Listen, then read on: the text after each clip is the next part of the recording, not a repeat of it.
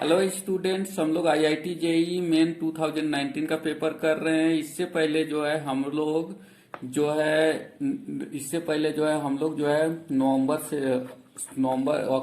जनवरी session का जो है पेपर कंप्लीट कर चुके हैं।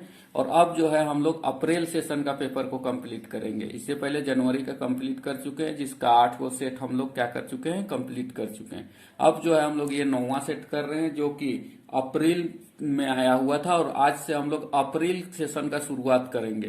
तो अप्रैल में 8 अप्रैल 2019 का इवनिंग सेशन का जो पेपर है उसको हम लोग क्या कर रहे हैं, इसको आज से हम लोग स्टार्ट कर रहे हैं। तो आज जो है हम लोग 8 अप्रैल 2019 का इवनिंग सेशन का पेपर का फर्स्ट पार्ट देखेंगे, जिसमें जो है आज क्वेश्चन नंबर 1 हमको दिया गया है। तो हम लोग शुरुआत करते हैं इसका क्वेश्चन नंबर 1 से।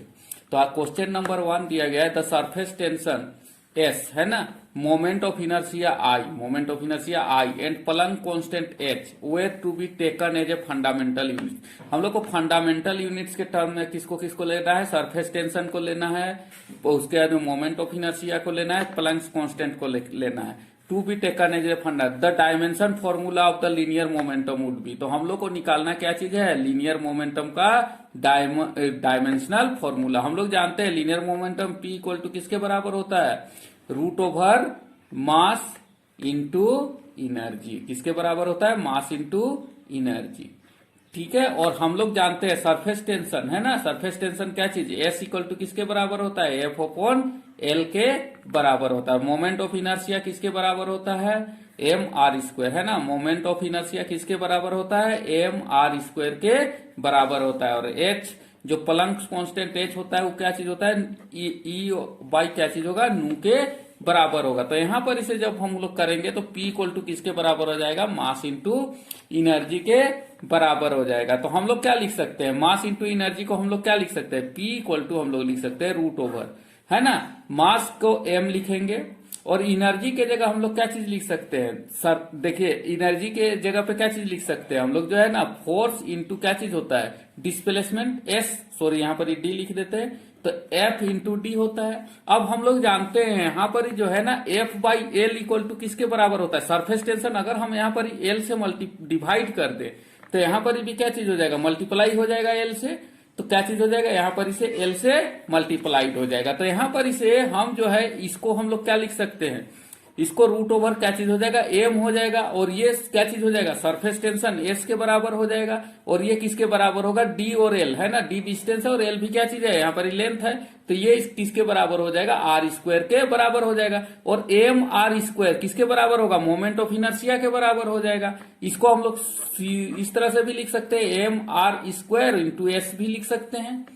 तो यहां पर इसे हमको पता चल रहा है कि जो है पी जो होगा है ना, किसके बराबर होगा, ये जो एम आर स्क्वायर होगा वो किसके बराबर होगा, आई के बराबर। तो आई पे पावर कितना जा रहा है, ये आई के पावर कितना हो रहा है 1/2, एस पे पावर भी कितना हो रहा है 1/2।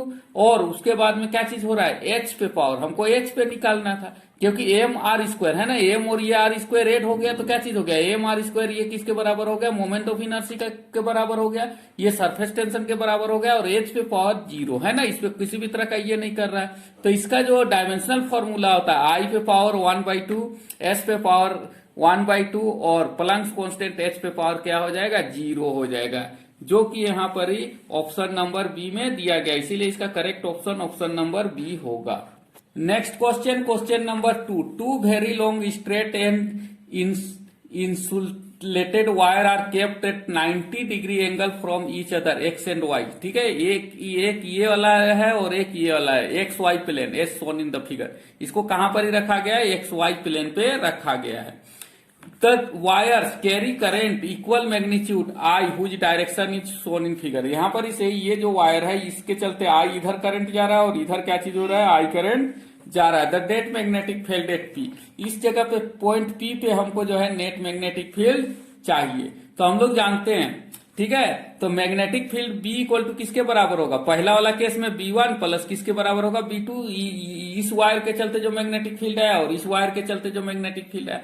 अब देखिए इस वायर के चलते मैग्नेटिक फील्ड क्या होगा, इस वायर के चलते मैग्नेटिक फील्ड जो होगा उसका डायरेक्शन क्या होगा। देखिए यहां पर ही जो है हम लोग क्या कर रहे हैं, हैंड को रख रहे हैं तो करंट इस डायरेक्शन से जा रहा है, और जो है इधर से अगर हम लोग टर्न कर रहे हैं तो ये इधर डिस्प्लेसमेंट है, तो इस डायरेक्शन में अगर टर्न कर रहे हैं तो क्या चीज हो रहा है, जो मैग्नेटिक फील्ड का डायरेक्शन है, ठीक है, तो इस डायरेक्शन किस डायरेक्शन में जा रहा है, ऊपर का तरफ, यानी कि के डायरेक्शन में जा रहा है। तो B1 अगर हम इसको ये मान ले इधर से ये इसके चलते जो है यहाँ पर मैग्नेटिक फील्ड अगर B1 लगा रहा है, ये I1 है, तो इसके चलते जो B1 बनेगा वो किसके बराबर हो जाएगा, B1 equal to mu naught I upon क्या चीज हो जाएगा, 2 पाई D। और ये किस डायरेक्शन में जा रहा है, के कैप के डायरेक्शन में जा रहा है। अब नेक्स्ट इसके चलते है ना, ये I2 के चलते अगर हम लोग देखते हैं तो इसके लिए हम लोग को क्या करना होगा, सबसे पहले करंट का डायरेक्शन में हम अपना हाथ को रखेंगे, इस तरह से रखें, और उसके बाद में इसको जो है ना डिस्प्लेसमेंट के डायरेक्शन में क्या करेंगे, टर्न करेंगे। तो ये इस डायरेक्शन में अगर टर्न होगा तो मेरा जो अंगूठा है वो किधर जा रहा है, नीचे का तरफ, यानी कि इसका जो डायरेक्शन है, करंट का जो डायरेक्शन है वो किस डायरेक्शन में जा रहा है, माइनस के कैप के डायरेक्शन में। किस डायरेक्शन में जा रहा है, माइनस के कैप के डायरेक्शन में। तो B2 किसके बराबर हो जाएगा, म्यू नॉट I अपॉन कितना हो जाएगा, 2 पाई D। और ये किस डायरेक्शन में होगा, के कैप के डायरेक्शन में, किस डायरेक्शन में, माइनस के कैप के डायरेक्शन में। इसीलिए क्या चीज होगा, B1 प्लस B2 क्या चीज हो जाएगा, ये दोनों एगो के कैप के डायरेक्शन में जा रहा है और एगो ऊपर का डायरेक्शन में और एगो नीचे का डायरेक्शन, जो एक दूसरे को क्या कर देगा, कैंसिल कर देगा। इसीलिए जो है दोनों के चलते जो B होगा है ना, जो मैग्नेटिक फील्ड B होगा दोनों के चलते वो किसके बराबर हो जाएगा, ये 0 के बराबर हो जाएगा। तो मैग्नेटिक फील्ड एट P कितना हो जाएगा, 0 हो जाएगा, due to this wire and this wire. तो इसमें जो ऑप्शन नंबर 1 है वो क्या चीज है, करेक्ट है। क्वेश्चन नंबर 3, एक parallel plate capacitor has 1 microfarad capacitance. एक पैरेलल प्लेट कैपेसिटर है जिसका कैपेसिटेंस कितना है, 1 microfarad. One of its 2 plate is given 2 microcoulomb charge and other is 4 microcoulomb charge. यानी कि एक तरफ जो है, जो ये प्लेट है इसका एक तरफ कितना चार्ज है, 2 माइक्रोकुलम का, और दूसरा तरफ कितना है, 4 माइक्रोकुलम का चार्ज है। Then the potential drop across the capacitor. तो हम लोग को पोटेंशियल ड्रॉप निकालना है, भी निकालना है। हम लोग जानते हैं ना Q है ना, या डेल्टा Q जो होगा वो किसके बराबर हो जाएगा, 4 माइनस किसके बराबर हो जाएगा, 2 के बराबर हो जाएगा, Q2 minus Q1 equal to किसके बराबर हो जाएगा, हमारा अपॉन 2 है ना, Q2 माइनस Q1 अपॉन क्या हो जाएगा, 2। तो कि ये किसके, क्योंकि 2 को प्लेट है इसीलिए यहाँ पर क्या हो जाएगा, 2 हो जाएगा। तो यहाँ पर कितना होगा, 2/2 इक्वल टू कितना हो जाएगा, 1 माइक्रोकुलम। तो डेल्टा Q यहाँ पर कितना है, 1 माइक्रोकुलम, जिसके चलते ही उसको क्या मिलेगा, वोल्टेज मिलेगा। तो हम लोग जानते हैं वोल्टेज बराबर क्या चीज होता है, डेल्टा Q अपॉन क्या चीज होता है, dQ अपॉन C। ठीक है, तो वोल्टेज इक्वल टू क्या चीज होता है, Q इंटू C। तो सॉरी Q अपॉन C, तो ये Q दिया गया है कितना, 1 into 10 to the power minus 6 coulomb, और C हम लोग को दिया गया है 1 माइक्रोफैराड है ना, 1 into 10 to the power minus 6 farad. तो इसके चलते हमको कितना वोल्टेज मिल जाएगा, 1 वोल्ट हमको क्या मिल जाएगा, वोल्टेज मिल जाएगा, जो कि यहाँ पर ही ऑप्शन नंबर C में दिया गया। इसीलिए इसका जो है ऑप्शन नंबर C क्या होगा, करेक्ट होगा। नेक्स्ट क्वेश्चन, क्वेश्चन नंबर 4, एक convex lens of focal length 20 centimetre. एक कॉन्वेक्स लेंस दिया गया है जिसका फोकल लेंथ कितना है, 20 centimetre, and a concave mirror having their principal axis along the same line. और एक क्या चीज लिया गया है, कॉन्केव मिरर लिया गया है, having their principal axis along same line, और उन लोग का जो प्रिंसिपल एक्सिस है एक ही लाइन पे है। Are kept 80 centimetre apart from each other. ये दोनों जो है एक दूसरे से 80 सेंटीमीटर का दूरी पे रखा गया है। The concave mirror is to the right of the convex lens. Concave mirror को जो है ना कॉन्वेक्स लेंस के दाहिने तरफ रखा गया है। When an object is kept at A distance of 30 centimetre, जब किसी ऑब्जेक्ट को है ना 30 सेंटीमीटर रखा जाता है left to the convex lens, convex lens का बाएं तरफ, the image at the same position, image कहां पर बनता है, same position, even if the concave mirror is remove. Concave mirror को जहां से हटाया जाता है उसी जगह पे बनता है। The maximum distance of the object for which this convex concave mirror by itself would be produce a virtual image would be. तो ये जो है ना कितना डिस्टेंस होना चाहिए जिससे वो जो है कॉन्केव मिरर में इसका जो है ना वर्चुअल इमेज क्या चीज हो आए। तो ये हम लोग को क्या दिया गया है, क्वेश्चन दिया गया है। तो हम लोग करते हैं, सबसे पहले हम लोग को गिवन है, क्या चीज गिवन है, u इक्वल टू कितना दिया गया है, 30 सेंटीमीटर दिया गया है, और उसके बाद में f हमको दिया गया है ना, लेंस के केस में, लेंस के केस में f कितना दिया गया है हमको, f जो है हमको from the mirror having the same line of 80 centimetre from the each other, तो हमको जो है f कितना दिया गया है, 120 सेंटीमीटर दिया गया है। तो ये जो है हमको क्या दिया गया है, फोकल लेंथ दिया गया है। तो अब हम इसका यूज करते हैं, तो हम इसका जब यूज करेंगे लेंस फॉर्मूला का, तो क्या चीज होगा, 1/v minus 1/u equal to क्या चीज होगा, 1/f इक्वल टू है ना 1/v और इक्वल टू क्या चीज होगा 1/f और प्लस क्या चीज हो जाएगा 1/u। और इसको जब हम लोग और सोल्व करते हैं तो क्या चीज आ जाएगा 1/v इक्वल टू किसके बराबर हो जाएगा 1/f यानी कि 1/20, और ये प्लस है और ये लेफ्ट साइड में है, इसीलिए इसका साइन क्या हो जाएगा, माइनस हो जाएगा, बाई क्या हो जाएगा 1/30 हो जाएगा। ये 30 सेंटीमीटर के दूर में रखा जाता है। जब हम लोग इसका एलसीएम लेंगे तो ये कितना आ जाएगा 60 आ जाएगा, यहाँ पर से 3 - 2 करेंगे तो कितना आ जाएगा 1 आ जाएगा। तो यानी कि 1/v इक्वल टू क्या आ जाएगा 1/60, तो v इक्वल टू कितना आ गया 60 सेंटीमीटर। तो जो यहाँ पर इमेज बन रहा है वो कहां पर ही बन रहा है 60 सेंटीमीटर में, 60 सेंटीमीटर, और यहां से यहां तक का डिस्टेंस कितना है 80 सेंटीमीटर है। तो हम क्या करेंगे, यहां से यहां तक r का जो वैल्यू आएगा वो क्या चीज आ जाएगा 80 - 60, तो यहां पर इसे जो है r इक्वल टू किसके बराबर आ जाएगा, r इक्वल टू क्या आ जाएगा 80 - 60 इक्वल टू कितना आ जाएगा 20 सेंटीमीटर। तो r जो है 20 सेंटीमीटर आ गया।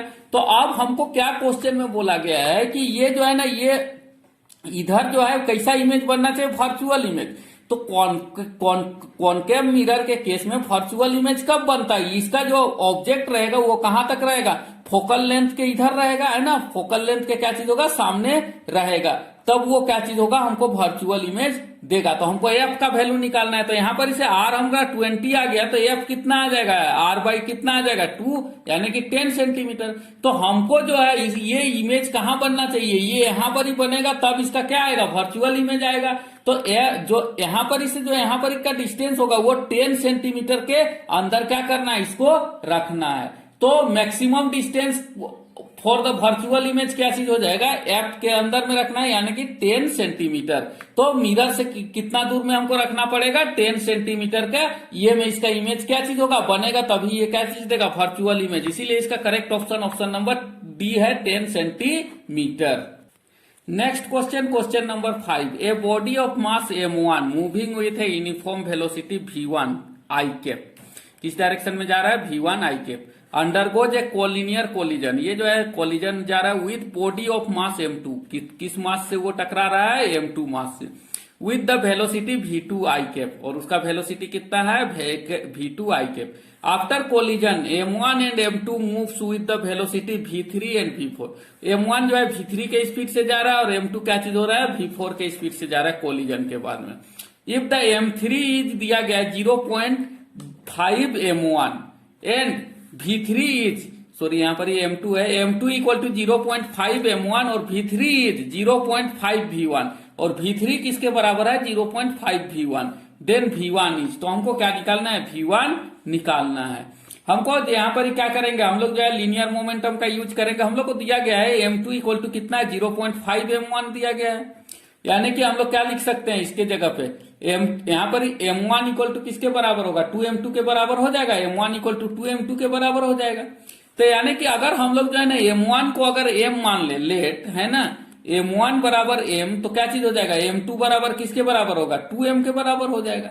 अब हम लोग इसको वैल्यू को पुट करते हैं, v3 हमको दिया गया है, कितना दिया गया है v3 इक्वल टू 0.5 v1, ये क्या किया गया है हमको दिया गया है। तो हम कंजर्वेशन ऑफ लीनियर मोमेंटम का यूज करते हैं, conservation of linear momentum, law of conservation of linear momentum का यूज करेंगे तो क्या चीज हो जाएगा, शुरुआत में कौन कौन जा रहा है m1 v1 प्लस क्या चीज हो रहा है m2 v2 बराबर किसके बराबर जा रहा है, ये m1 क्या चीज हो रहा है v3 के स्पीड से भाग रहा है, प्लस m2 किसके स्पीड से जा रहा है v4 के स्पीड से जा रहा है। ये सब आई कैप डायरेक्शन में ही जा रहा है, इसीलिए हम क्या चीज कर रहे हैं आई कैप को यहाँ पर क्या कर दे रहे हैं छोड़ दे रहे हैं।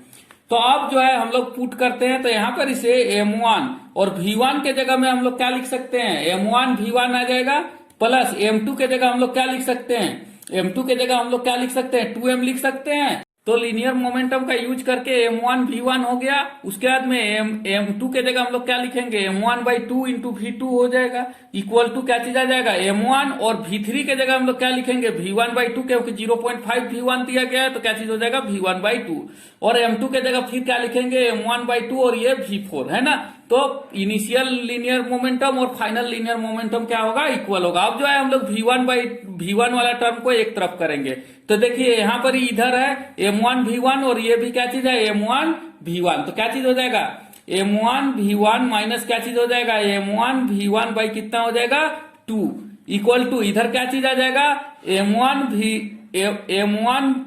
V4 बाई क्या चीज हो जाएगा 2 माइनस क्या चीज आ जाएगा M1 V2 बाई क्या चीज हो जाएगा मेरा 2, M1 V2 बाई कितना हो जाएगा 2। अब जो है हम लोग यहाँ पर इसे क्या कर रहे हैं M1 V1 को क्या कर रहे हैं कॉमन ले रहे हैं, सिर्फ M1 को क्या कर रहे हैं कॉमन ले रहे हैं, क्योंकि यहाँ पर ही चारों तरफ M1 है।